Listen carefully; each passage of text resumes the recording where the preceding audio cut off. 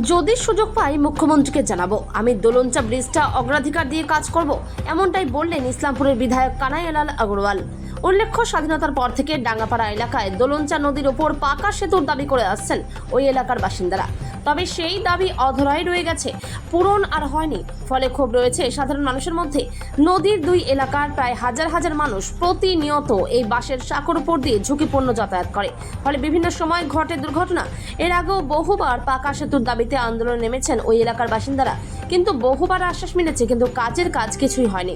ফলে বিধানসভা নির্বাচনের আগেও একাধিক প্রতিশ্রুতি দিয়েছেন নেতাকর্মীরা, কিন্তু এখনো পর্যন্ত পাকা সেতুর কাজ শুরু হয়নি। Bureau report, big news Bangla. কাজ করেন, আশা করছি সাংবাদিকতার জগতে আপনাদের অনেক সুনাম হবে। মানডে আছে। এবারও যখন এনবিডিতে আমার কাছে সব কাজগুলো চাওয়া হয়েছিল, তখন আমি 1 নম্বরে দিয়েছি ডাঙ্গাপাড়া ব্রিজ।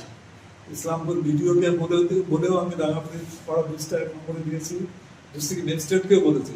কিন্তু এবার যেহেতু 4টা মাস চলে গেছে, এই বাজেটে এখন বলছে যে 1 কোটি টাকার উপরে যে কোনো কাজ হলে ফিনান্সে যাবে। আমি নেক্সট টার্মে ডাঙ্গাপাড়া ব্রিজটা আমরা 1 নম্বরে রাখবো। আর আশা করছি, এর আগেও আমি যখন 2016 বিধানসভায় নির্বাচিত হয়েছিলাম, তারপর করে আমি জগতাগা ব্রিজটা ওটা করে দিয়েছিলাম, মাটিমুন্ডা ব্রিজটা করে দিয়েছিলাম, দাড়িমিল ব্রিজটা করে দিয়েছিলাম। অনেক বড় বড় ব্রিজগুলো 3টা তখন এই দোলঞ্চা ব্রিজেরও খুব প্রয়োজন ছিল। আটগড়িয়া ব্রিজ সম্বন্ধেও বলা হয়েছে।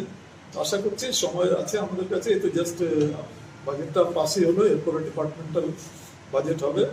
তারপরে আমি আমাদের এনবিডিটি মন্ত্রী আছেন, ওনাকে বলে, বা আমাদের চার্জে আছেন এখানে একজন আমাদের স্টেট মিনিস্টার আছেন বিরাজবাবু, যিনি প্রথম দিকে নির্বাচিত হয়েছেন, ওনাকেও জানাবো।